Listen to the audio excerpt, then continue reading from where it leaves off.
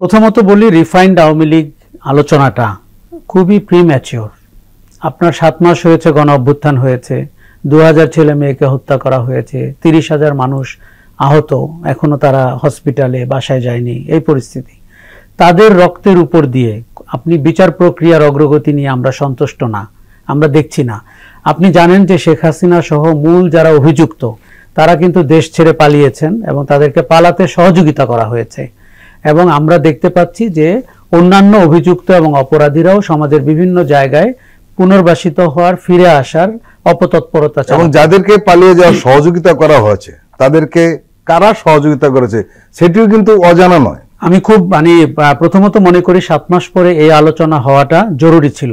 আপনি জানেন যে আমি 5ই আগস্ট থেকে এই কথা বলছিলাম যে কি করে ক্ষমতার পরিবর্তন হলো, কি করে শেখ হাসিনা পালিয়ে গেলেন, কি করে জেনারেল ওয়াকার সামনে আসলেন, এবং আমরা মেনে নিলাম যে একটি অন্তর্বর্তী সরকার হবে গণ অভ্যুত্থানের প্রেক্ষাপটে, কিন্তু রাষ্ট্রপতি সেটিকে শপথ গ্রহণ করাবেন।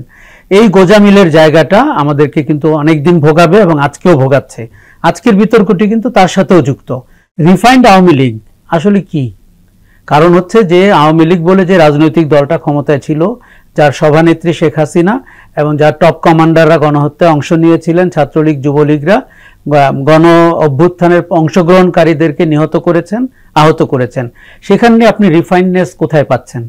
এখন তাদেরকে আগে আপনি তদন্ত করবেন, অভিযুক্তদের সামনে ডাকবেন, বিচারিক প্রক্রিয়া হবে, শাস্তি হবে, তারপরে আমরা কোনো একদিন ভাবতে পারবো যে ওই দলটি আপনার রাজনীতিতে পুনর্বাসিত হবে কিনা, নির্বাচনে অংশগ্রহণ করবে কিনা।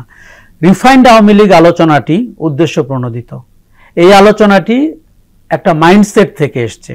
এই আলোচনাটি যে ঘটনাগুলো ঘটেছে, যে নির্মম হত্যাকাণ্ড ঘটেছে, 15 বছরের দুঃশাসন হয়েছে, আপনার গুম খুম হয়েছে, বিনা বিচারে মানুষকে নিহত করা হয়েছে, তার সাথে কিন্তু মিলে না। তার মানে হচ্ছে যে আপনি এইসব ঘটনার সাথে যদি কেউ সম্পর্কিত না থাকে মানসিকভাবে এবং শারীরিকভাবে, তাদের যে একটা পরোক্ষ আলোচনা হতে পারে, অনেকটা বেমানান, সেরকম একটি আলোচনার নাম হচ্ছে রিফাইন্ড আওয়ামী লীগ। আমাদের গণ অভ্যুত্থানের চেতনা, আপনি যদি গণ অভ্যুত্থানে বিশ্বাস করেন, সেই চেতনা আমাদেরকে বলেছে একটি পুনর্গঠিত বাংলাদেশ আমরা দেখতে চাই। সেখানে নতুন রাজনীতি দেখতে চাই, নতুন রাজনৈতিক বন্দোবস্ত দেখতে চাই, এবং রাজনীতিতে আপনার এই ধরনের দুর্বৃত্তদেরকে আমরা দেখতে চাই না। গণ অভ্যুত্থানের 7 মাস পরে এই আলোচনাটি অত্যন্ত বেমানান, এবং এই আলোচনাতে আমি বলবো যে কিছু কিছু মানুষের উদ্দেশ্য রয়েছে যে আওয়ামী লীগকে আবার পুনর্বাসিত করা যায় কিনা, কোনো রকমের শাস্তি না দিয়ে এবং বিচার না করে, এবং গণহত্যার যারা অংশগ্রহণকারী তাদেরকে আপনার মারাত্মক আতঙ্কের মধ্যে রেখে বাংলাদেশের রাজনৈতিক পরিস্থিতিকে আবার টালমাটাল করার একটি ষড়যন্ত্র হচ্ছে রিফাইন্ড আওয়ামী লীগ আলোচনা।